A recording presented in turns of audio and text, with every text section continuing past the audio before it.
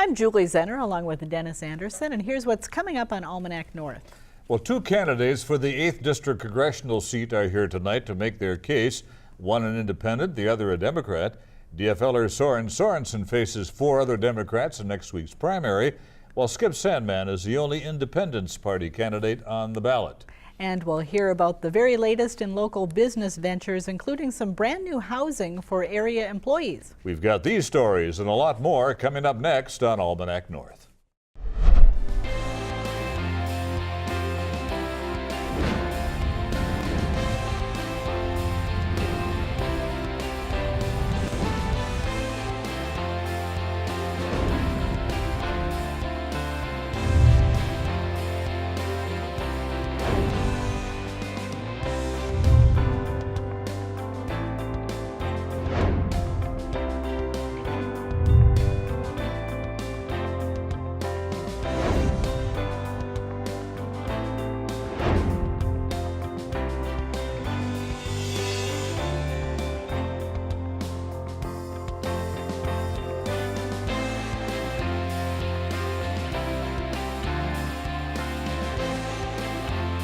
Hello and welcome to Almanac North.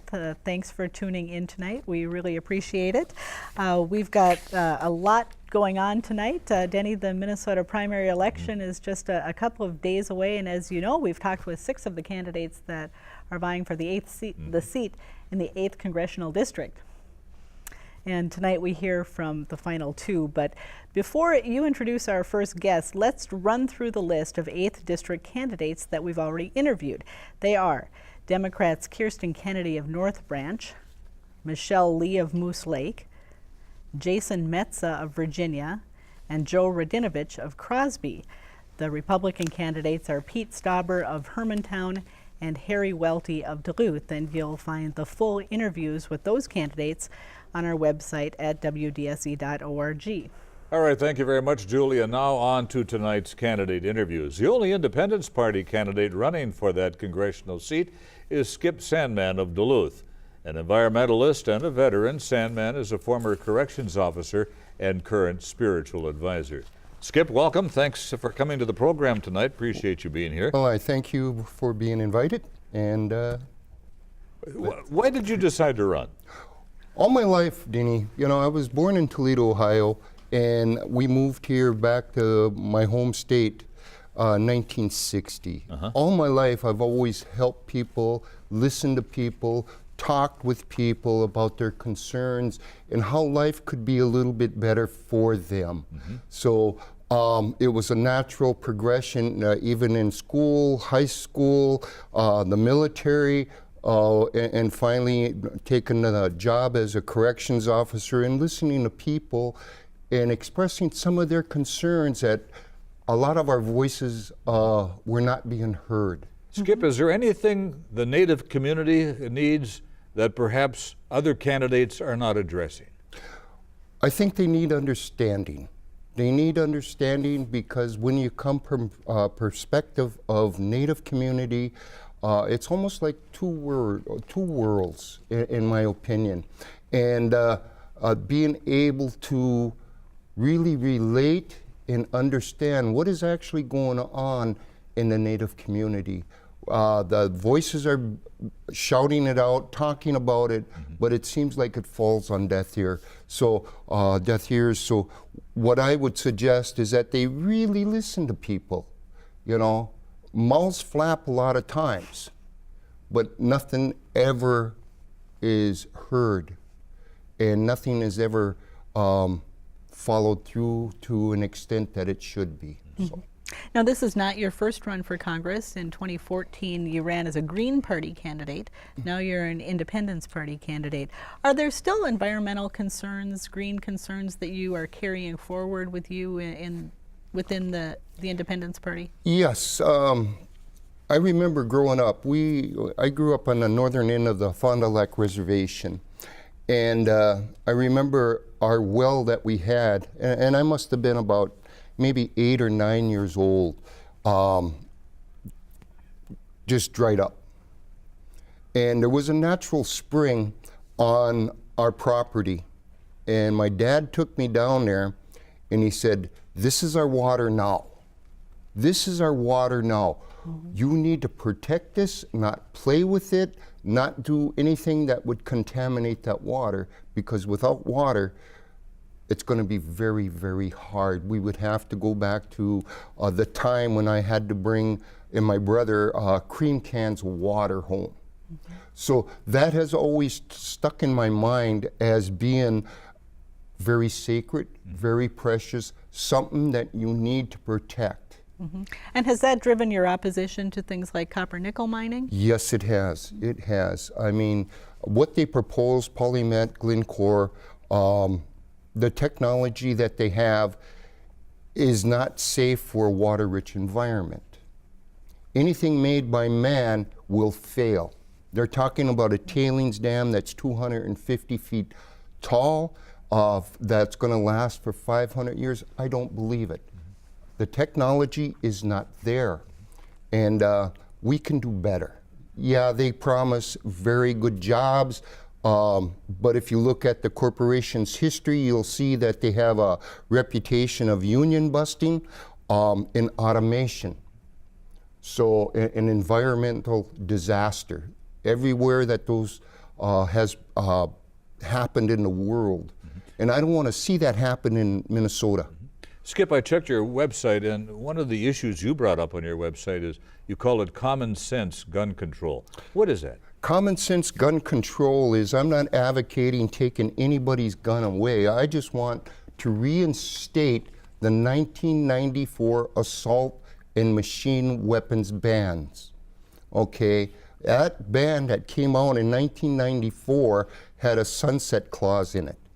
And in 1984, or 2004, it went off. And after that sunset clause and the ban was pushed back, now you see a bunch of sad to say, school shootings with usually the AR-15 rifle, you know, that have been modified. Those rifles, to me, that one in particular is made only to kill. As you know, I'm a veteran. I know what an M16 does. It's just a modified version of the M16. And that's what they used in Vietnam. You mentioned you're a veteran. Are there any veterans issues that you feel real strongly about that you would want to work on as a congressman? As a congressman, I would love to work for better benefits. We send our young men and young women off to war, and we provide the training and everything we have when we send them into places that are very dangerous, you know. And when they come back, we do not do enough. I mean, 22 veterans a day, from what I heard, are committing suicide. You know, the long wait times in the VA hospitals, their health care, PTSD, and all the different things that a veteran goes through is not being properly taken care of or addressed. So therefore, veterans issues are very important. If I'm elected to Congress, and when I'm elected to Congress, is to make sure that is forefront. You know, we always are policemen of the world, and we send them over at a blink of an eye, but when we come back, we just kind of shun them, and we don't need to do that. A big issue in this part of the state is right-to-work laws. What do you think about that? I think that undermines the unions, and I think it should be taken down and appealed. And I think that is union destroying. You know, the unions are very strong, and I'm not against any union or anything like that, but they need to be protected because of the fact that they made us great in our history. You know, people talk about 1950 and having the values. You look back at 1950, we had very strong unions, you know, but nowadays I see, from my personal view, is that they're working longer for less pay and less benefits, you know, and that is not what we're about. You talk about wealth inequality. Okay. Where do you see opportunities lacking, and how do you think the federal government should step in? Well, number one, what I would do is take a look at Mr. Trump's tax plan. That does not benefit anybody except the 1%. I think by redistributing and putting the money where it can do the most good would help people. I look at his tariffs. All right, I'll talk about the tariffs. The tariffs is helping the Iron Range with the miners. They need desperate jobs up there for mining. All right, that's great. But what is it doing to the farmers? You know, he just did a $12 million bailout, but if you look at the breakdown of how many farmers actually got part of that 12 million, is only 1.9 billion went to the farmer person, you know. The rest went to corporations. Is that really helping our farmers? Mr. President, what is your plan? What is your plan? 3 o'clock in the morning, you tweet it? But by redistributing it, bringing it back to people, you're giving everybody a shot at a good life, whatever that means to each individual. So. And with that, we have to wrap it up. Skip Sandman, candidate, Independence Party candidate Yes. for Congress. Thanks for being here today. You know, thank you for allowing me to be here and giving me the invitation. All right. And if you like me, visit my website, skipsandman.com, and read more. Very good. Thank you. Thank you.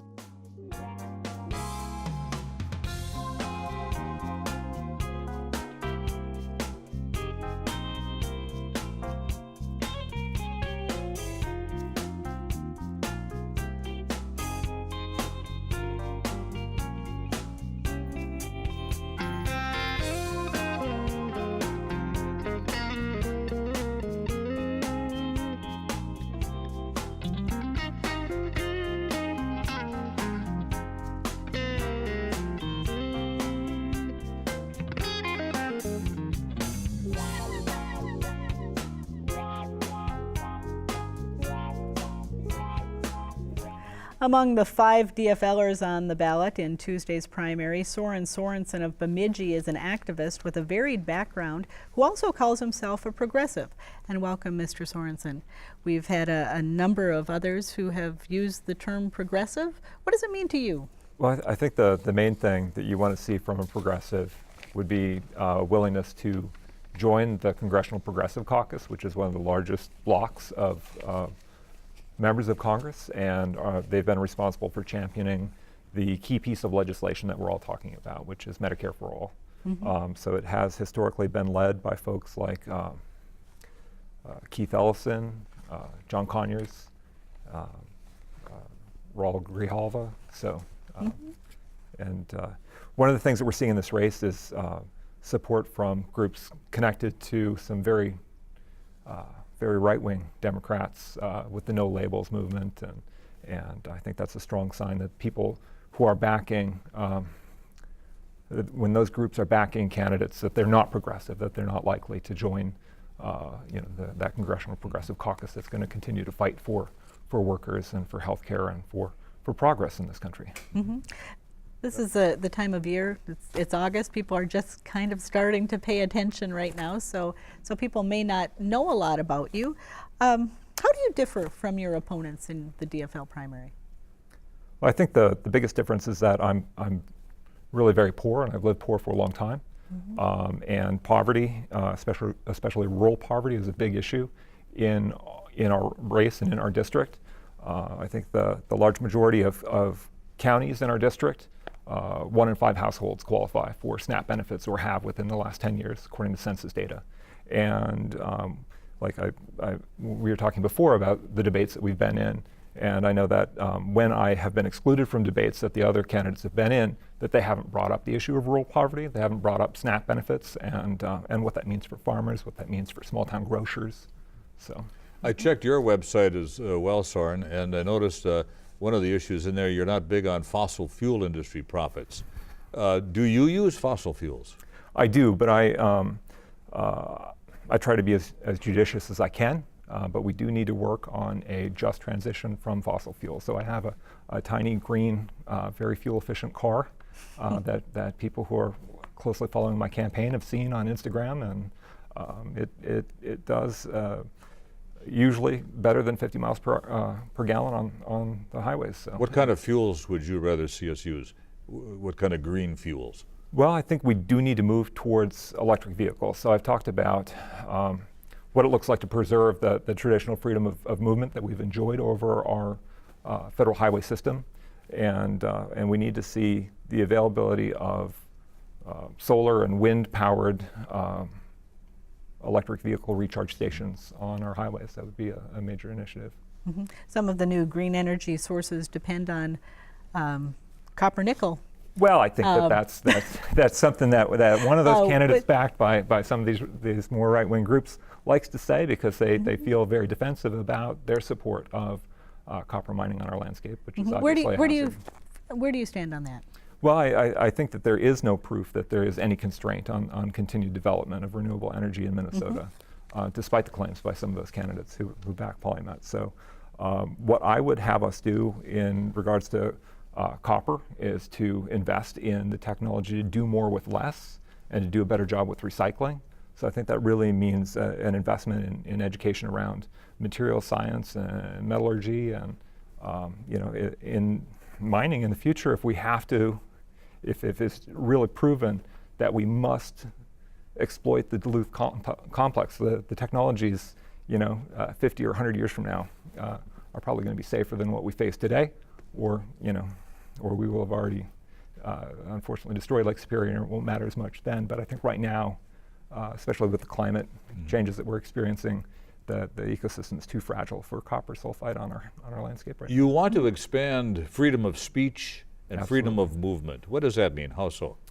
Well, a lot of the great minds behind the internet have kind of come around to support the progressive call for net neutrality, and I think that's really interesting, because the concept of the internet is that people decide to connect networks together. So what we've seen is kind of a lack of real investment in community networks and platforms where people really do feel free to speak their mind, and we see most folks relying on large corporations owning social media, and I think we need to get back to some fundamentals where people can use that technology to self-publish, that there's more fluency in the technology to run your own web server, your own email server, that we bring people here in our district up to speed on core internet technologies.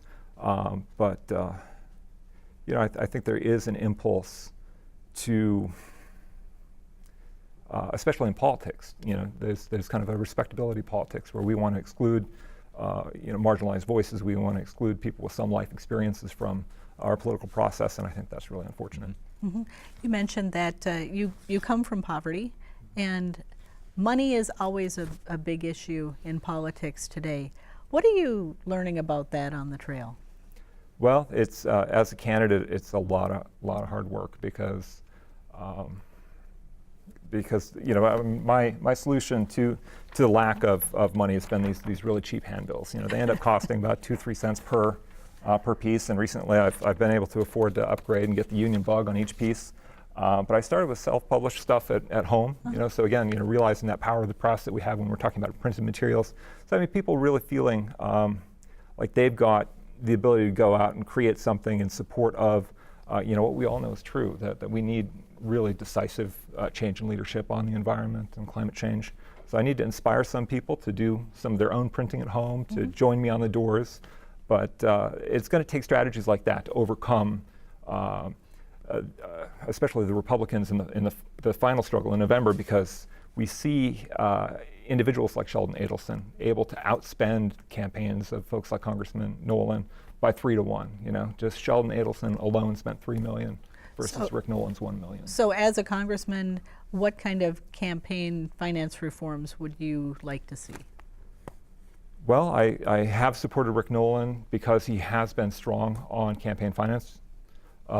He has dropped a piece of legislation that would trigger a constitutional amendment to reverse Citizens United decision. So that's important, but I think we also need to really cultivate more fluency and competency and democracy within how we handle money, both in our kind of rural economies and with our campaigns. So I think the grassroots tradition of having fundraisers in houses is kind of a fiction. Like right now we see candidates in this race going to the Twin Cities to have a fundraiser in the house of the Polads or other one percenters, and we don't see that happening in the living rooms of regular people. Every candidate we've spoken with has a health care plan. What's yours? So mine is Medicare for All. It is that bill, HR 676, which I've been a champion of for 9 or 10 years now. And I would do what I can as a member of Congress to enable the plan that our candidate for governor now, Aaron Murphy, is talking about. So the Marty bill or the Minnesota health plan may need some federal waivers in order to be enacted. Mm-hmm. You call for a shared prosperity. What does that look like to you? Well, yeah. So we do need to find mechanisms to democratize our economy. So I've talked a little bit about equity crowdfunding. So we've got a new brewery in Bemidji where people fundraised online to come up with about $17,000 to build their first fermentation tanks and get a storefront. And people got like a little token or a gift in exchange. But in the future, I'd like to see people get like an actual stock, get a share in the profits of the ventures that they support in that fashion. And that's something that only became possible after 2012. It was part of Obama's Jobs Act, but before that, you really had to be very close to the 1% in order to have a chance of building a business and taking it public. You had to have a network of qualified investors that you had pre-existing relationships with.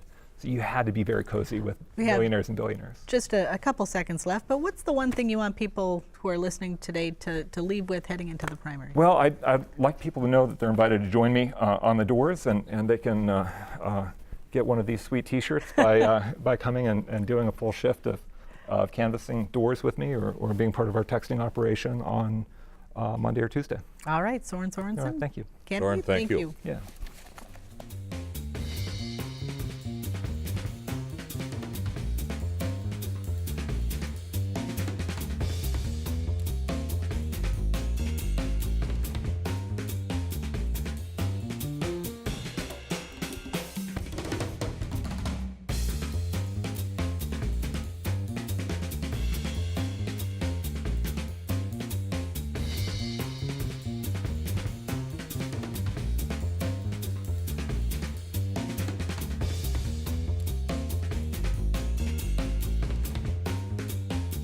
And it's time now for the business news from the editors at Business North. Stanley Black & Decker, which owns the Two Harbors LaBounty manufacturing plant, has entered into an agreement to acquire IES Attachments Group. The purchased companies include Genesis, a superior manufacturer of boom arm attachments that are used for scrap processing, demolition, and material handling. Genesis was launched in the mid-1990s by former LaBounty executives, and since then the two firms have made similar products and have even competed against each other. IES has been owned by a private equity firm since 2011. Genesis will become part of Stanley's hydraulic tools division. The Advantage Group, an employee benefits broker with offices across Wisconsin, has expanded into Bayfield. The company works to find plans and policies that fit the needs of local businesses and also helps firms retain workers and comply with state and federal law. The new office is located in downtown Bayfield and will be run by the Advantage Group Regional Director for Northern Wisconsin. He specializes in policies for short-term disability, critical illness, accidents, medical treatment, and life insurance. Well, partners in the new District Flats housing development held a grand opening Wednesday for 72 new apartments constructed in Duluth Heights. The $14 million development was built with help from a $1 million grant from the Minnesota Department of Employment and Economic Development, plus planning services from the City of Duluth and St. Louis County. Area companies had lobbied the legislature for the state assistance, saying employee housing was needed. This is a testament to what a public and private partnership can really accomplish, said Ryan Bowman of Melhouse Management and PLB Properties, which developed the apartments. 80% were filled when the building opened. For more on these and other stories, visit businessnorth.com. If you have a comment on the show, give us a call. We'd love to hear from you. Dial 218-788-2849 to leave a message, or send an email to almanacnorth@wdse.org. And visit the WDSE website for all of our past programs, including interviews with each of the Minnesota 8th District congressional candidates. And it promises to be a really hot weekend, Denny. Hot weekend and a busy weekend all across the Northland, Wisconsin, Michigan, Minnesota. A lot going on, that's for sure. I don't think anyone will be singing the blues down at the Blues Festival, at least when it comes to the weather. And that's this already year. started, and they are promising no rain, nothing but beautiful hot weather down there. Oftentimes they've had cold, not this year. Well, I saw some of the traffic coming in already today. Oh, yes. It's lots of folks really enjoy that weekend. They absolutely do, the folks who are here. And if you're not a blues fan, there are plenty of other things to do to kind of keep you busy and get you outside That's for sure. in the Northland. Enjoy it. All right. Well, for Dennis and the crew here at Almanac North, thanks for watching. Have a great weekend.